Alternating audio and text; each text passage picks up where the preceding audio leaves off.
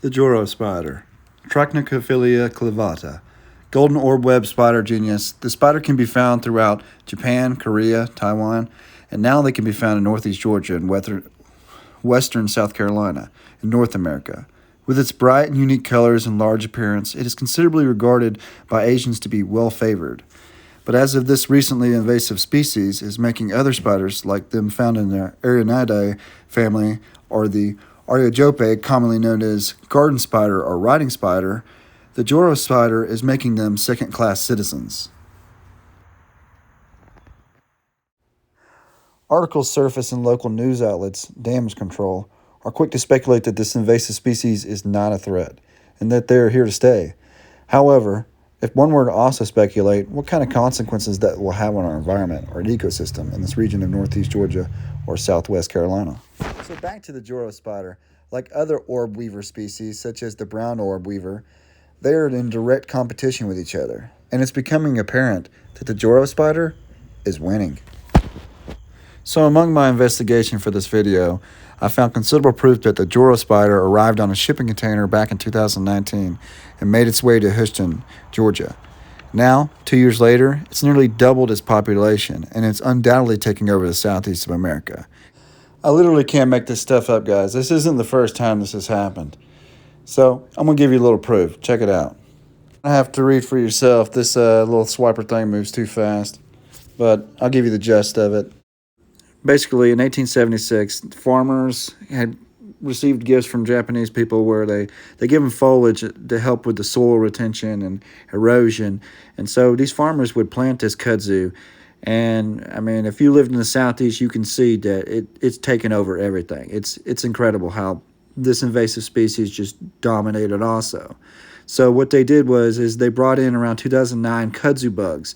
Kudzu bugs are, kudzu's evil, stepbrother. They come in and they clear them out. But anyway, if you live in Georgia, you know that the weather in Georgia is sporadic and it's not, consistent. Some winters we can have a lot of snow, or whereas some winters we don't have any snow at all. Point is that these kudzu bugs, in about the third year, they tripled because we had 2 winters that were not cold enough to kill them. And what happened is they wreaked havoc on people's homes, especially people who have wood on it. Well, I mean, all houses have wood on it to some extent, but I'm actually a contractor and a painter, and around that time, about 2 years after resulting in the kudzu bug situation dilemma, I replaced so many windows because of so much of the damage was for the kudzu bugs just hanging on there and just biting the wood. It was crazy. So it's not the first time that this has happened in Georgia.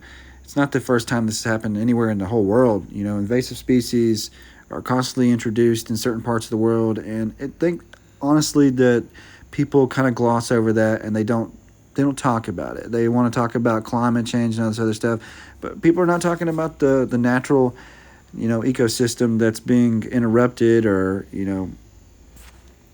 this stuff happens all the time. In Florida, they have iguanas where people had them as pets and then they let them loose, and they're an invasive species to the point where local communities and governors and mayors are paying, its citizens to round them up and kill them because they're invasive. And there's also stories where people put their goldfish in a lake and they get so big and it's a natural predator, or not predator, but it has to contend with other fish in the pond and ends up,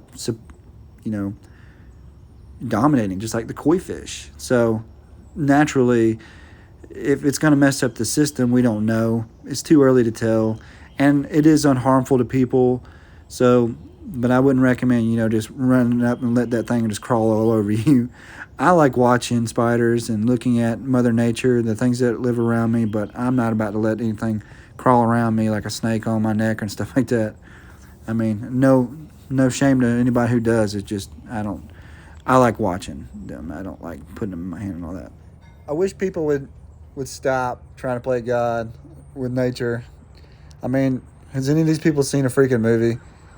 But I just live here, and I'm reporting on what I see as a humble spectator to God's creation. Thank you for watching my video. If you like what you see, make sure you like, comment, or subscribe, and ring that bell for notifications. All right, till next time.